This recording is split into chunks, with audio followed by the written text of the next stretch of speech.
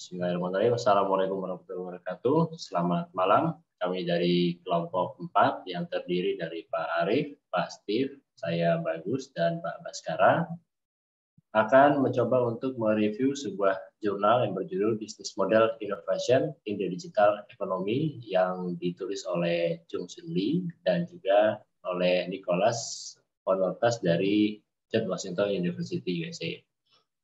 Ini merupakan mata kuliah manajemen teknologi dan inovasi yang diampu oleh Dr. Insinyur Tatang Taufik MSc ikut. Oke, baiklah. Saya akan langsung lanjut ke next slide-nya, Pak.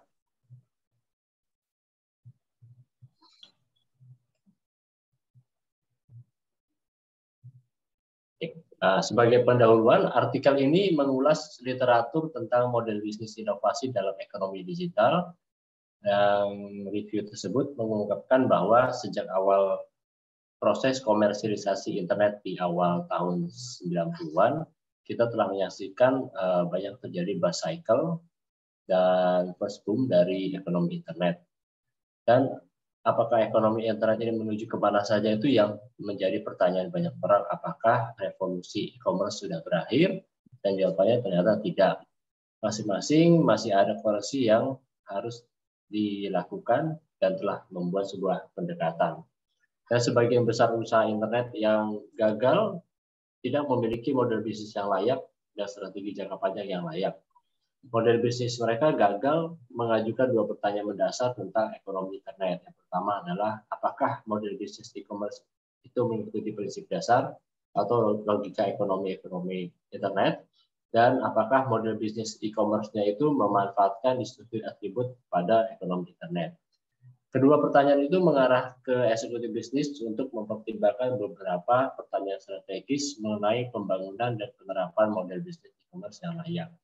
Seperti apa saja komponen model bisnis yang layak pada ekonomi internet, dan kemudian apa saja atribut internet yang mengganggu, dan bagaimana untuk memanfaatkannya sebagai keunggulan dan keuntungan kompetitif.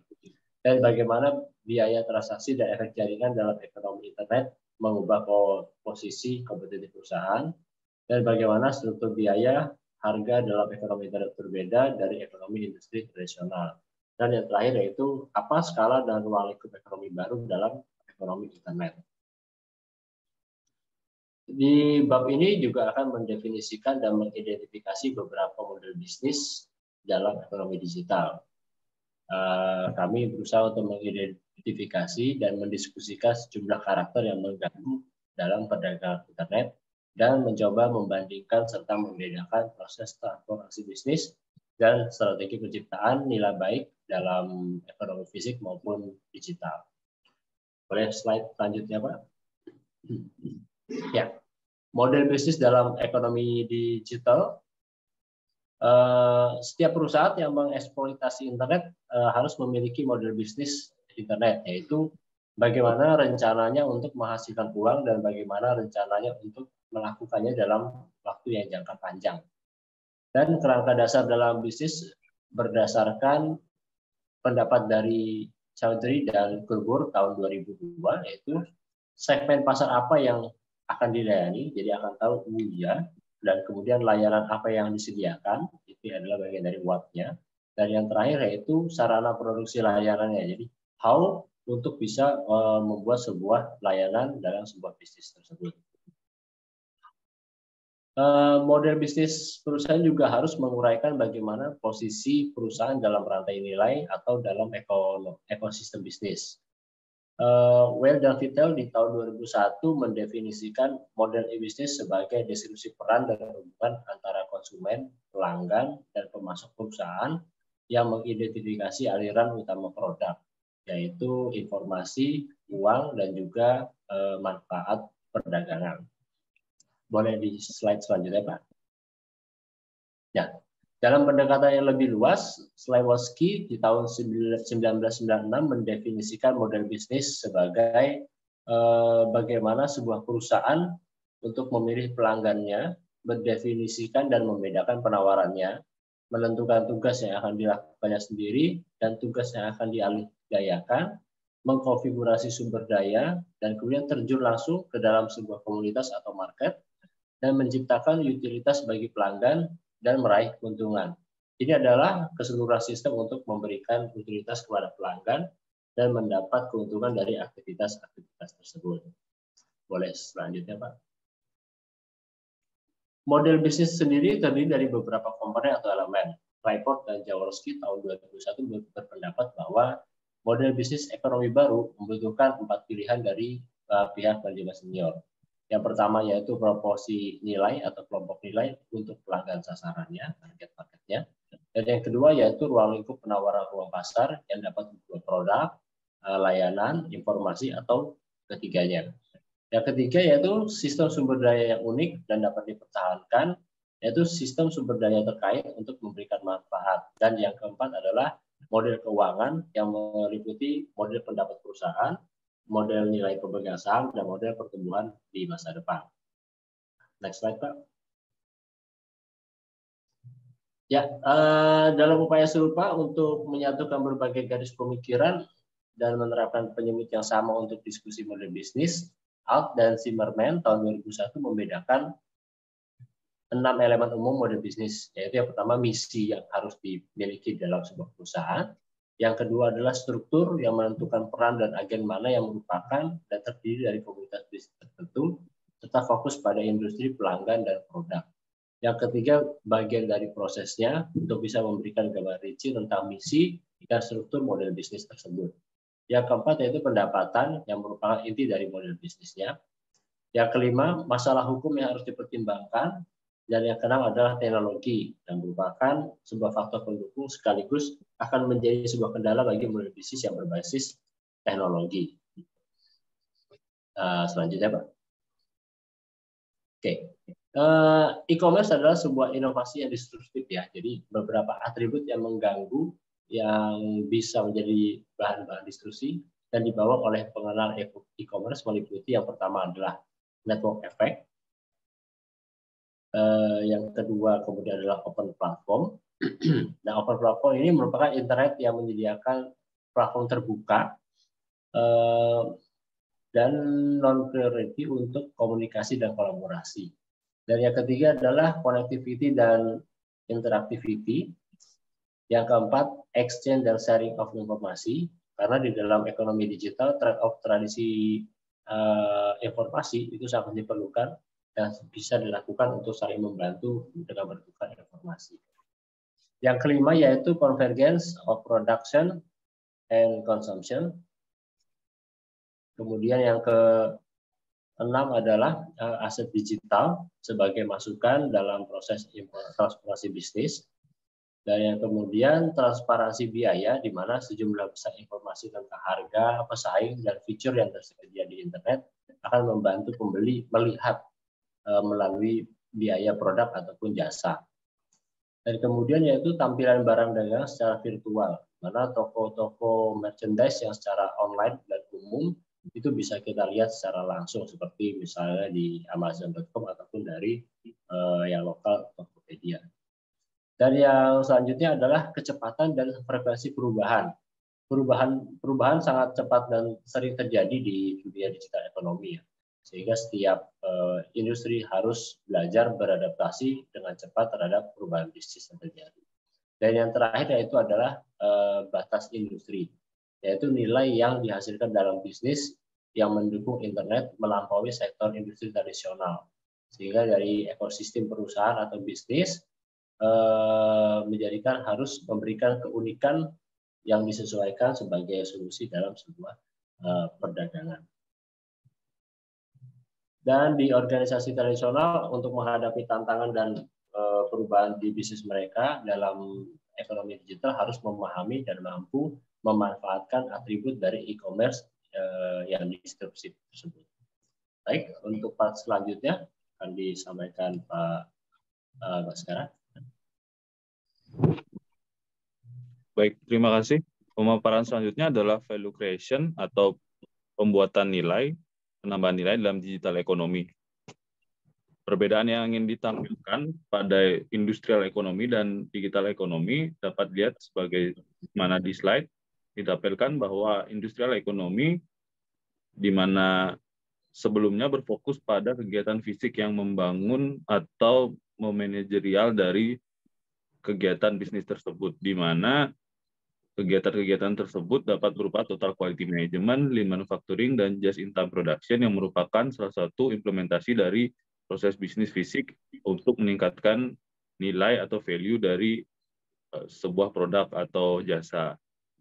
Namun dengan berkembangnya digital ekonomi, terjadi perubahan di mana dalam digital ekonomi, data atau informasi merupakan menjadi suatu input penting dalam proses bisnis. Informasi dapat langsung digunakan sebagai nilai atau alat untuk menciptakan value bagi customer individual untuk mengidentifikasi kebutuhan-kebutuhan yang berdasarkan pola atau preferensi dari profil atau setiap pembeli atau pengguna yang dituju. Nah, pada digital ekonomi, informasi merupakan sumber dari value atau nilai. Informasi merupakan sumber dari nilai, di mana informasi menjadi nilai yang tidak akan habis dikonsumsi dan tidak akan habis selama proses transformasi bisnis. Maksudnya, dengan adanya informasi tersebut dapat digunakan terus-menerus untuk meningkatkan proses bisnis serta meningkatkan value dari produk atau jasa kepada customer nantinya. Sebuah perusahaan atau supply chain dapat mendefinisikan kembali ruang lingkup ekonomi dan menggambarkan suatu set pada aset digital untuk memberikan value pasar yang berbeda-beda. Jadi yang dimaksud adalah bagaimana suatu perusahaan dapat menciptakan nilai atau value yang lebih baik pada suatu produk atau suatu jasa dengan menggunakan informasi sebagai dasarnya untuk meningkatkan produk-produk atau jasa yang ditawarkan sebelumnya. Next.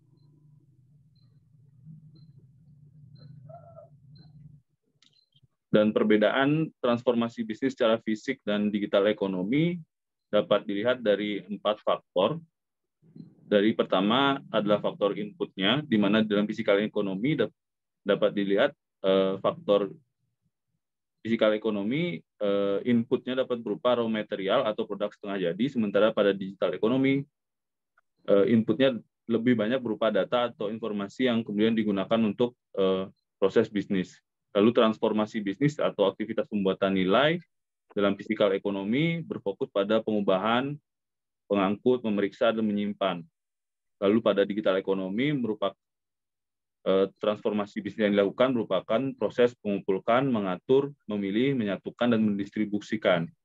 Lalu pada outputnya di fisikal ekonomi, outputnya adalah produk setengah jadi, finished good atau service, dan digital ekonomi produknya atau outputnya adalah informasi atau pengetahuan, knowledge product atau service, dan layanan baru atau yang dipaket atau dibundle dengan produk fisik untuk memberikan paket solusi kepada pelanggan.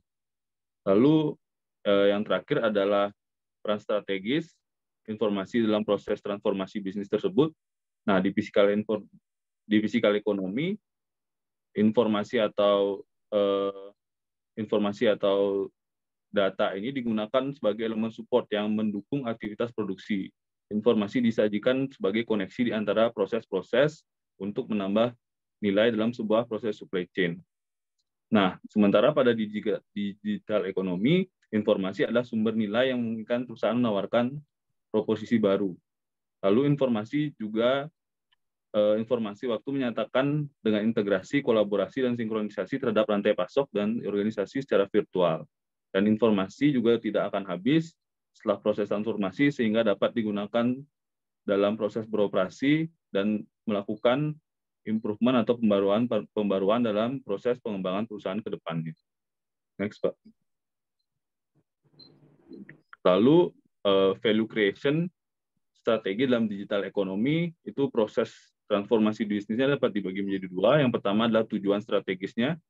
Dapat dilihat inputnya adalah produk atau service yang didesain secara inovatif, lalu mencapai target market dengan membangun basis pelanggan, lalu mengambil keuntungan dari network yang sudah dibangun elektronik bisnis yang sukses. Lalu transformasi yang dilakukan adalah meningkatkan efisiensi dan efektivitas serta transformasi bisnis atau supply chain dan menyesuaikan performa dan dari aktivitas fisik di dunia digital. Lalu membuat produk dan servis yang inovatif di hasilnya dan menyediakan sepaket solusi untuk memuaskan ekspektasi customer. Lalu yang kedua adalah strategi dan manajemen e-commerce. Dari inputnya adalah meningkatkan kolaborasi dari bagian-bagian yang terlibat, lalu sinkronisasi produk dengan persyaratan desain, memanfaatkan pengetahuan penting dari desain yang saling berkaitan, lalu meraih sisi permintaan dengan meningkatkan biaya peralihan kolektif bisnis dari pelanggan dan mengurangi kos transaksi dari pelanggan. Lalu pada proses transformasi, dilakukan transformasi berupa mengaplikasikan manajemen konvensional seperti TKM untuk meningkatkan produktivitas, lalu mencapai skala ruang lingkup ekonomi, dan meningkatkan disruptive innovation yang merupakan pengambilan keuntungan dengan transaksi yang paling rendah dan mendesain ulang struktur organisasi untuk mengatur ulang value creation pada sistem bisnis. Lalu pada outputnya adalah mentransformasi value proposition dengan mengambil tujuan dari efek jaringan dan permintaan, lalu meningkatkan pengguna dengan pertukaran cost dengan berbagai macam nilai dan berbeda-beda dari pasar, dan menginfluence pengambilan keputusan dari pengguna dengan menggunakan extranet dan web-based yang berkolaborasi dengan planning tools. Lalu yang terakhir adalah melihat melampaui biaya dari satu-satunya penentu nilai. Jadi yang dimaksud adalah melihat bukan hanya dari segi biaya, namun juga melihat dari value yang dihasilkan dari barang atau produk yang ditawarkan. Next.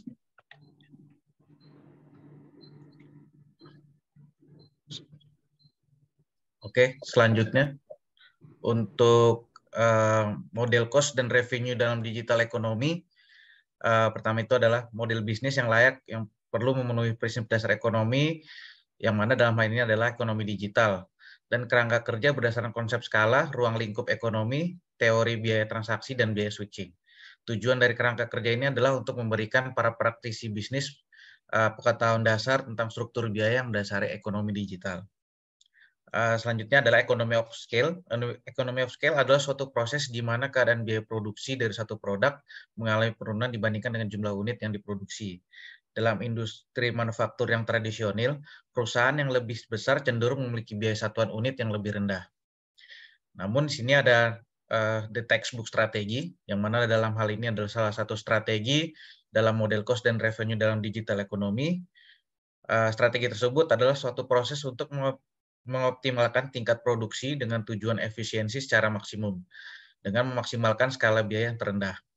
Dalam ekonomi digital, menurut Report dan Sviokla tahun 95, berpendapat bahwa e-commerce dan rantai nilai virtual telah mendefinisikan kembali konsep economy of scale yang memungkinkan perusahaan kecil mencapai biaya unit terendah untuk produk dan layanan di pasar yang didominasi oleh perusahaan besar.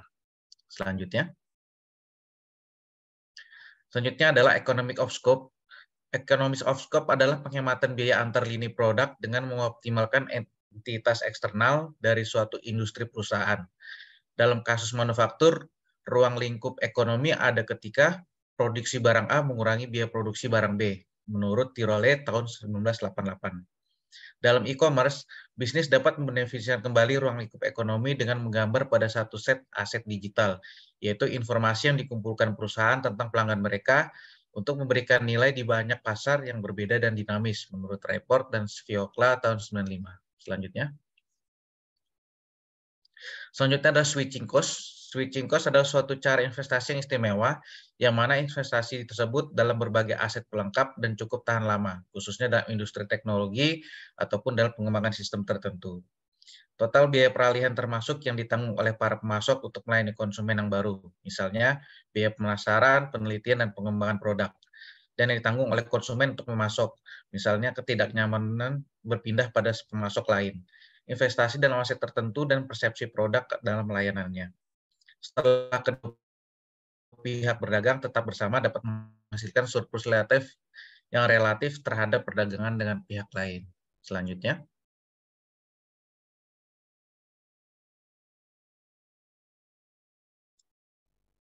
Pak. Oke, selanjutnya adalah transaction cost. Teori transaction cost menunjukkan bahwa perusahaan akan cenderung berkembang tepat ke titik di mana biaya transaksi yang besar dalam pengorganisasian pada sebuah perusahaan yang sama dengan biaya melakukan transaksi dalam pertukaran di pasar terbuka. Biaya transaksi adalah semua biaya yang terkait dengan pertukaran pasar yang meliputi biaya pencarian, negosiasi, monitoring, dan controlling. Secara teoritis, biaya transaksi bergantung pada 4 faktor utama. Yang pertama adalah oportunisme, seberapa oportunistik dalam proses perdagangannya, kekhususan aset, ketidakpastian, dan frekuensi transaksi yang berjalan. Karena individu dan organisasi secara kognitif cukup terbatas dan tidak dapat mengumpulkan dan proses informasi yang mereka butuhkan untuk membuat semua keputusan, sulit untuk meramalkan semua kemungkinan yang mungkin terjadi dalam sebuah transaksi. Selain itu, biaya koordinasi, yaitu biaya koordinasi sumber daya dan prosesnya, dan biaya kontrak yang terkait dengan transaksi pasar bisa sangat mahal. Akibatnya, manfaat ekonomi dari integrasi vertikal atau kolaborasi muncul ketika internalisasi secara parsial mengatasi kesulitan transaksi yang terkait dengan pertukaran pasar. Selanjutnya, dan munculnya ekonomi digital secara dramatis mengurangi biaya berbagai jenis transaksi di pasar, misalnya tentang konektivitas dan interaktivitas yang ada di pasar. Bahkan dimungkinkan untuk menegosiasikan kesepakatan secara terpisah pada setiap langkah untuk mencapai penciptaan nilai dalam suatu produk. Jika demikian, akan terbukti lebih mudah dan hemat biaya untuk memisahkan banyak aktivitas yang menciptakan nilai ke pasar terbuka. Perkembangan seperti itu mengubah aturan persaingan dan cara perusahaan untuk mengatur aktivitas penciptaan nilai bisnis mereka. Eksekutif bisnis harus mengubah proposisi nilai untuk kepentingan pelanggan dengan memahami berbagai teknologi internet yang memungkinkan mereka menambahkan bentuk nilai baru di setiap langkah proses penciptaan nilai. Selain itu, mereka harus mampu secara kreatif menggabungkan kembali serangkaian penawaran nilai yang baru, serta sumber daya, struktur, dan proses yang memungkinkan untuk bisa disederhanakan. Selanjutnya, dijelaskan oleh Pak Arif, silakan. Terima kasih Pak Steve. Untuk selanjutnya adalah masalah harga dan model pendapatan. E-commerce menawarkan peluang baru bagi perusahaan untuk menguji sebuah harga, kemudian mensegmentasikan pelanggan, dan menyesuaikan diri dengan perubahan penawaran dan permintaan. Perusahaan dapat menetapkan harga dengan jauh lebih presisi secara online dibanding dengan offline.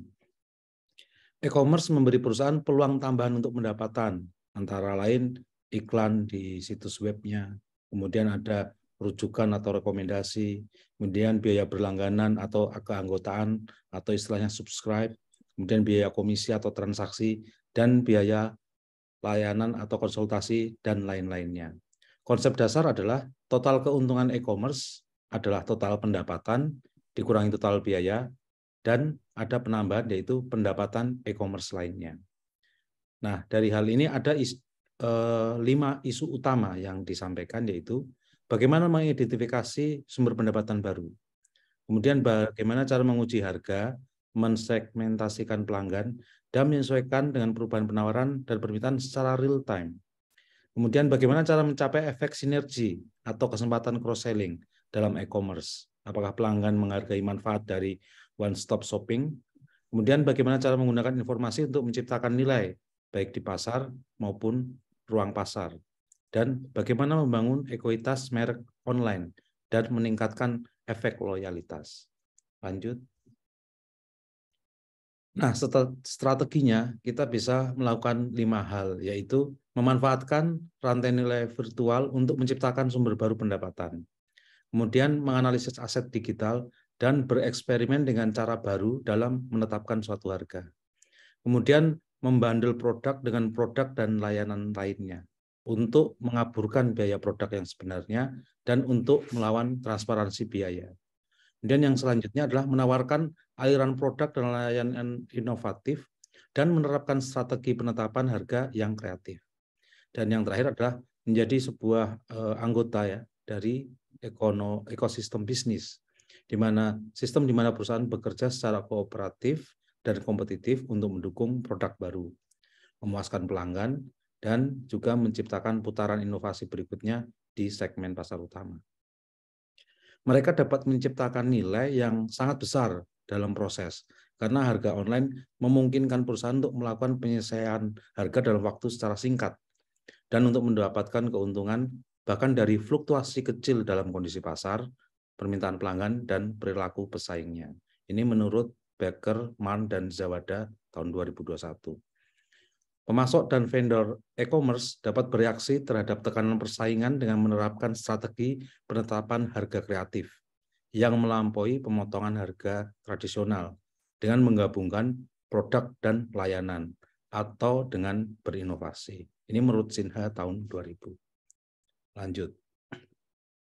Nah, strategi penetapan harga yang kreatif dimungkinkan oleh teknologi e-commerce, termasuk perangkat lunak pengoptimalan harga yang dirancang untuk mengetahui harga yang tepat yang dapat dikenakan perusahaan untuk produk atau layanan mereka. Perusahaan juga harus memahami bahwa web itu bukanlah sebuah media massa. Sebaliknya ini adalah media pribadi yang menciptakan peluang untuk mempersonalisasi pengalaman pengguna para individu. Pendekatan terbaik adalah dengan meyakinkan pengguna online untuk memberikan informasi tentang diri mereka dan juga kebiasaan mereka, yaitu akan mengungkapkan preferensi mereka. Meskipun e-commerce memudahkan pelanggan untuk membandingkan harga penawaran serupa oleh perusahaan yang berbeda, teknologi informasi canggih seperti perangkat lunak penambangan data dan personalisasi sekarang dapat mengumpulkan informasi profil, pengamatan berbasis sesi dan peristiwa, dan transaksi. Informasi secara real-time ini membantu perusahaan untuk memahami pelanggan online mereka. Ini biasa juga kita sebut sebagai profiling. Riwayat dan perilaku pembeli pelanggan merupakan aset digital yang dapat digunakan perusahaan untuk memodelkan preferensi pelanggan individu dan membuat prediksi dan juga serta rekomendasi untuk pembelian mereka berikutnya. Misalnya penetapan harga lainnya dalam e-commerce adalah strategi penetapan harga online dibanding dengan offline. Haruskah produk yang sama diberi harga lebih tinggi atau lebih rendah secara online oleh perusahaan yang melakukan bisnis di pasar dan ruang pasar? Pemikiran konvensi adalah menurunkan harga online karena elastisitas harga permintaan yang lebih tinggi di segmen pasar internet. Namun harga yang lebih tinggi tidak dikenakan jika web meningkatkan kemungkinan menemukan pembeli yang bersedia membayar harga yang lebih tinggi dan atau memperluas basis pembeli. Ini disampaikan oleh Becker pada tahun 2021. Selanjutnya, perusahaan harus melakukan lebih dari hanya sekedar menciptakan nilai dalam e-commerce. Untuk mempertahankan keunggulan kompetitif, perusahaan juga harus menemukan kembali hubungan mereka dengan pelanggan dengan mengidentifikasi dan memenuhi kebutuhan pelanggan dengan biaya lebih rendah, dan juga dengan menawarkan layanan informasi tambahan melalui berbagai saluran digital. Misalnya, penyedia layanan pengiriman surat dan paket seperti layanan pos Amerika Serikat, UPS, dan FedEx memungkinkan pelanggan memperoleh informasi pelacakan dan pengiriman pada webnya. Akhirnya dikatakan bahwa dalam ekosistem bisnis baru, pelanggan merasakan nilai yang lebih besar dalam one-stop shopping dengan perusahaan yang dikenal dan dipercaya. Menurut Gosen dan Kandiah tahun 98. Pelanggan menuntut paket solusi yang memuaskan kebutuhan mereka atau menyelesaikan masalah mereka daripada membeli produk atau layanan individual dari vendor atau penyedia solusi yang berbeda. Perusahaan harus menjaga hubungan kepercayaan dengan pelanggan akhir mereka dengan terus memberikan informasi, produk, dan layanan bernilai tambah, dan melalui tingkat pengalaman yang konsisten dan kualitas keseluruhan waktu yang dihabiskan pelanggan di situs e-commerce perusahaan. Lanjut. Nah, kesimpulannya, e-commerce dapat diimplementasikan sebagai inovasi berkelanjutan untuk meningkatkan cara bisnis saat ini, yaitu fokus terutama pada peningkatan efisiensi transformasi bisnis. Dalam kasus seperti itu, perusahaan gagal mengidentifikasi dan memanfaatkan banyak peluang internet. Faktanya, e-commerce adalah inovasi yang mengganggu, inovasi yang merevolusi, dan mengubah perdagangan tradisional. Untuk menangkap manfaat penuhnya, atribut atau karakter yang mengganggu dari inovasi e-commerce harus diidentifikasi dan diimplementasikan dalam model bisnis yang layak. Singkatnya, model bisnis yang layak dalam ekonomi digital harus mengikuti prinsip ekonomi pasar, ekonomi dasar, berbagai model biaya, dan pendapatan atau penempatan harga. Dan yang paling penting harus dapat mengidentifikasi dan memanfaatkan atribut internet yang mengganggu perdagangan. Nah, demikian paparan dari kelompok kami. Untuk penutup, saya kembalikan waktunya kepada Pak Bagus untuk menutup sesi ini. Terima kasih.